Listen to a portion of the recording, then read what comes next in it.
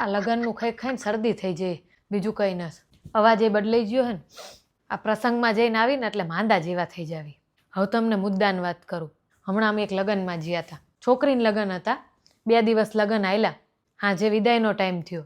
દીકરીને હારે જવાનું હોય એટલે રોવું તો આવે.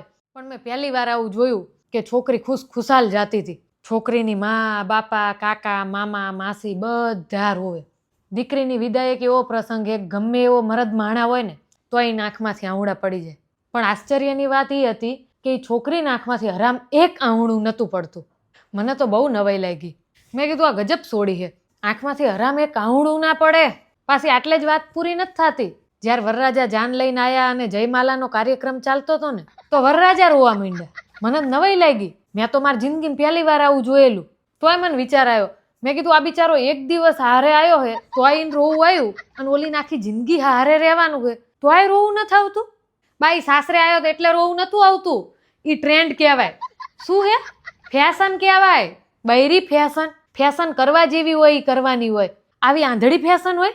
ધૂળ પડી મુવા તારી જિંદગીમાં. અહીંયા સ્ટેજ ઉપર વરરાજો રોતો ચેવો લાગે. એના ઘરનાની એ બુદ્ધિ ઘાસ ચરવા જઈ છે. કોઈ કંઈ કીધું નહીં. બોલો તે મને પહેલા આવું કીધું હોત ને તો હું જ એને જઈને 2 અડબૂસમાં દેત. શરમ વગરનો. ફેશનના નામે કંઈ પણ કરી નાખવાનું. આને ફેશન કહેવાય? તે શરમે નહીં આવી હોય. એ છોકરીએ કીધું તું કે હું હાર પહેરાવા આવું ને ત્યાં રોઈ જઈ. છોકરીએ કીધું. કહેવું પડે હો. અરે દીકરીને રોવું ના આવ્યું તો કંઈ નહીં સમજ્યા, પણ વરરાજાને શીનું રોવું આવ્યું? હવે આખી જિંદગી રોશે એ વાત નક્કી.